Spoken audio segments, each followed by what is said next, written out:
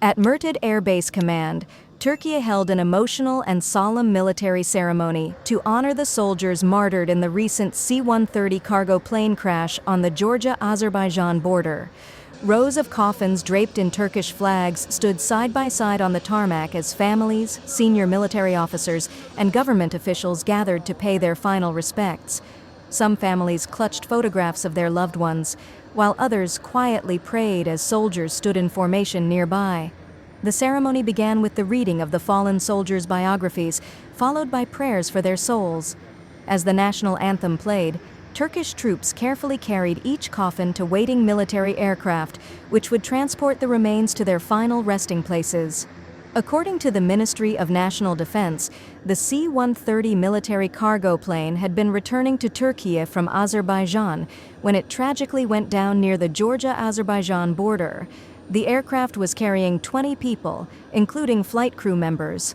The Defense Ministry confirmed that the plane's flight data recorder and cockpit voice recorder, the so-called black boxes, have been recovered and brought to Ankara for detailed analysis. Experts are currently examining the devices to determine the cause of the crash. During a weekly press briefing, officials said the investigation remains ongoing and that the priority is to ensure flight safety across the Air Force fleet.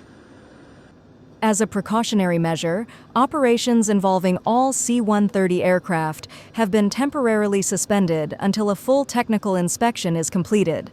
Defense Minister Seyfi Grebe expressed condolences to the families of the fallen soldiers, emphasizing the nation's unity and grief and determination to uncover the truth behind the accident.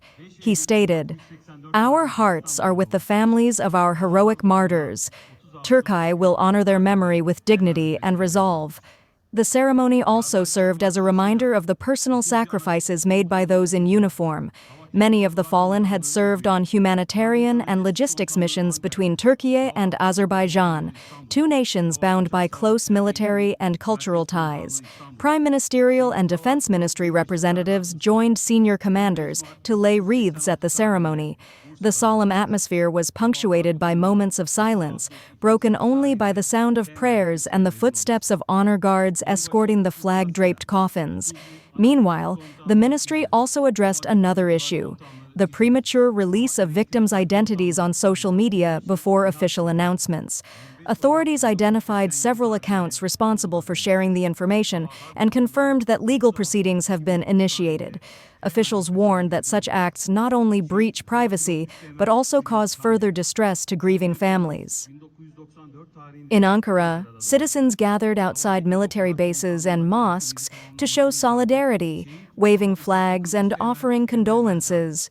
Television broadcasts and state media carried the ceremony live, showing scenes of unity and respect across the nation.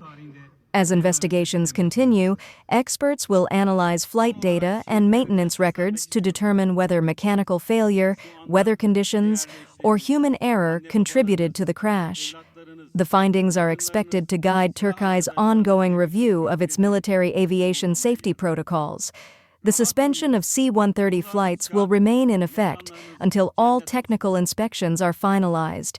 The aircraft, which has served in Turkey's Air Force for decades, plays a critical role in logistics, disaster response, and overseas missions.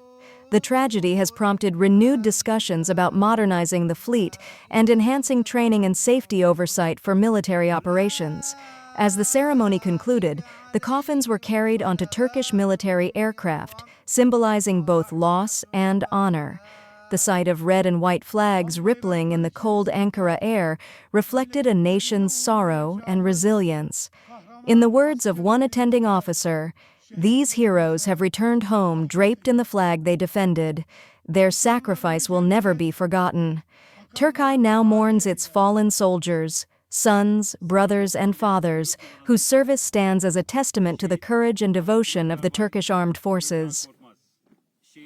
Hava Uçak Bakım Astsubay Başçavuş İlker Aykut. Şehit Hava Uçak Bakım Astsubay Çavuş Berkay Karaca.